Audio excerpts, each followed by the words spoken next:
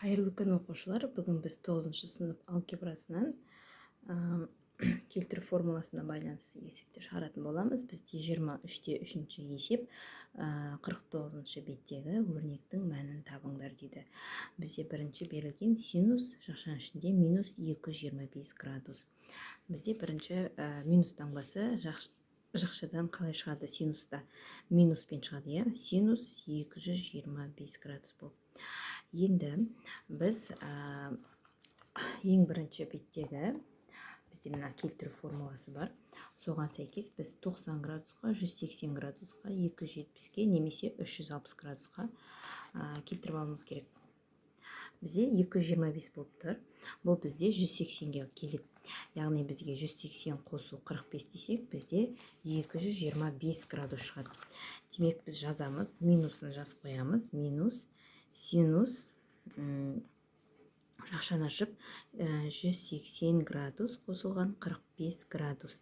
Яғни 180-ге 45 градус қоссақ, бізде 225 градус шығады. Енді бізде мына кестеге байланысты қарайық. Синусымыз 180 плюс 40 альфада минус синус альфа болады екен. Яғни бізде минус пен минусымыз жойылып кетейін деп тұр. Былай жаза қойын. Минус синус 45 градус деп. Яғни бізде мына минусымыз бар, және 180 плюс альфада бізде минус синус альфамен шығады. Яғни минус синус 45 пен шығады.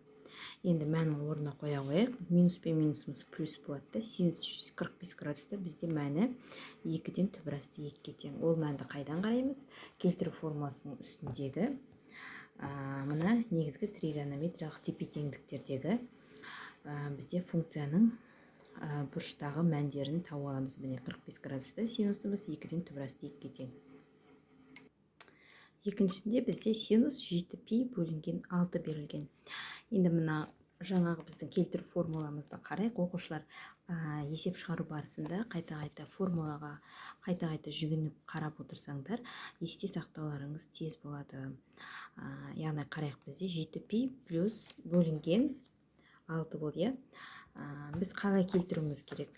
Қаншаға келтіруіміз керек? Қарайық, пи бөлінген 2-ге, пиге, 3 пи бөлінген 2-ге, 2 пиге келтіруіміз керек.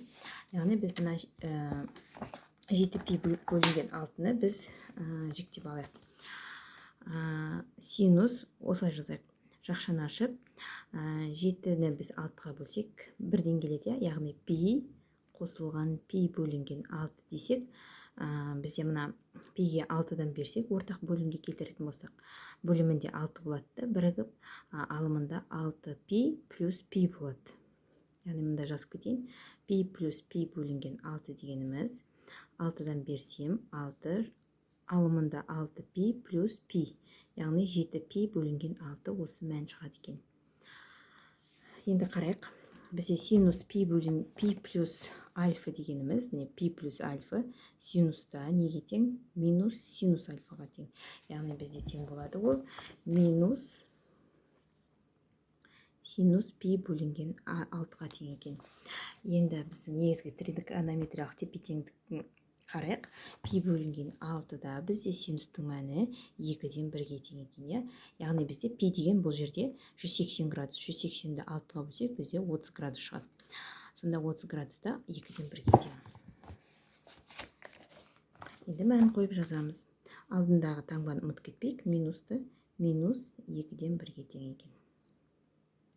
Келесі бізде берілген косинус минус 4 пи бөлінген 3. Яғни бізде косинус дегеніміз косинус альфа болып шығады.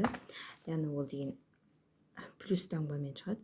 Косинус 4 пи бөлінген 3 болады. Және бұны жіктейік біз. Косинус 4-ті 3-ке бөлсек, бізде пиден келеді. Пи қосылған пи бөлінген 3 десек, бізде қайтадан 4 пи бөлінген 3 шығады. Себебі 3-тен берсек, 3 пи плюс пи, 4 пи болады. Дәл жаңағындай қараймыз келтіру формулаларына. Пи плюс альфа бізде косинуста минус косинус альфаға тең екен. Яғни жазамыз. Минус косинус пи бөлінген 3-ке тең. Енді қарайық. Пи бөлінген 3-те бізде мәні неге тең? Косинустың. Косинус пи бөлінген 3-те 2-ден 1-ге тең екен. Демек мән жазамыз. Минус 2-ден 1. Келесі оқушылар, бізде төртіншісі тангенс минус 240 градус берілген. Минусымыз алдына шығып кетеді тангенсте. 240 градус болады. Енді бұл кезде біз 180 плюс альфа немесе 360 минус альфа деп келтіре аламыз. 240 шығу үшін, минусымыз жазыла береді. Тангенс 180 деп жазайық. 180 градус қосылған 60 градус десек, 180-ге 60 қоссақ, бізде 240 шығады екен. Енді қайтадан жаңағы формуламызды қарайық. Тангенсіміз 180 плюс альфада, ол тангенс альфа болады екен, өзгермейді екен функциямыз. Яғни жазамыз, алдында минус таңбасы бар, ұмытып кетпейік, минус тангенс 60 градус. Енді қарайық қайтадан негізгі тепе-теңдіктерге, тригонометриялық тепе-теңдіктерді қарасақ, тангенс 60 градуста бізде түпір асты 3-ке тең екен, мәні. Міне былай қиылыстырып қарайсыздар. Түпір асты 3-ке тең. Яғни жазамыз, бізде тангенс алдында минус бар, сондықтан минус түпір асты 3-ке тең екен. Келесін жазайық, бесіншісі косинус 25 пи бөлінген 3. Косинус функциясын жазамыз, жақшаны ашып. 25-ті біз 3-ке бөлген кезде нешеден келеді? 8-ден келеді, 8 үшін 24. Яғни жазамыз, 8 пи қосылған пи бөлінген 3 десек, мұнда 8 пиге 3-тен берсек, 24 қосылған пи 25 пи шығады екен. Енді бізде бұл 8 рет айналған болып тұрған ғой. Демек, косинуста қараймыз, жаңа келтіру формуласына косинус пи плюс альфаны қараймыз. Пи плюс альфаны қараймыз, немесе мынаны былай жазсақ болады. 2 пи плюс альфамен қарасақ болады. Яғни қай жазамыз? Косинус 4 көбейтілген 2 пи плюс пи бөлінген 3. Сонда бізде болады 2 пи плюс альфада косинусымыз косинус болып шығады екен, яғни косинус пи бөлінген 3-ке тең. Ал пи бөлінген 3 дегеніміз бізде 60 градус, 60 градуста косинусымыз 2-ден 1-ге тең. Жаңа кестелерді пайдаланамыз. Келесі 6-шысын жазайық. 6-шысы бізде котангенс минус 9 пи бөлінген 4. Котангенс бізде минуспен шығады. Котангенс 9 пи бөлінген 4. Ол дегеніміз минус котангенс, жақшаны ашамыз. 9-ды біз 4-ке бөлген кезде бізде 2-ден келеді. 2 пи қосылған пи бөлінген 4 болса, 8 пи болады. Пи мен 9 пи болады. Жақсы. Енді котангенс қарайық, 2 пи плюс альфада бізде котангенс болып қалады екен. Оң мәнмен шығады екен. Ал пи бөлінген 4-те бізде нешеге тең? 1-ге тең, яғни минус 1-ге тең. Пи бөлінген 4 бізде 45 градус.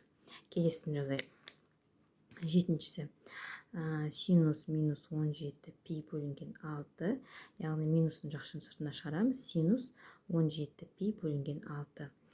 Енді жіктеп алсақ, 17-ні 6-ға бөлсек, бізде 2-ден келеді. Жазамыз. 2 пи қосылған 5 пи бөлінген 6. Себебі 2-ні 6-ға өтсек қазір 12 болады. Сосын оған 5-ті қоссақ 17 болады. 2 пи плюс альфада бізде синусымыз синусқа тең екен.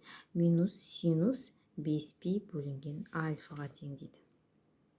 Ал бізде 5 пи бөлінген альфа дегеннің ол қандай мәнге тең десек, мұнда деген кестеміз бар жаңағы.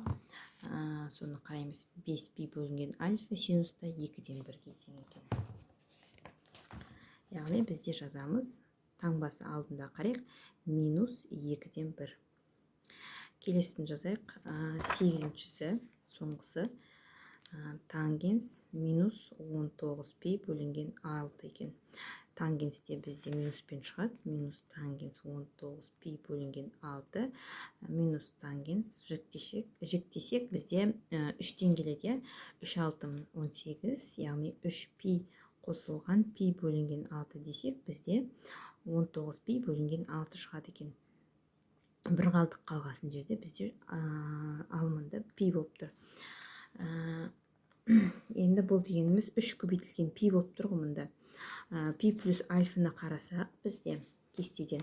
Пи плюс альфада бізде тангенс болып шығады екен, өзгермейді, яғни минус тангенс пи бөлінген альфа болады екен. Ал пи бөлінген альфада бізде тангенсіміз минус 3-тен түбір асты 3-ке тең екен.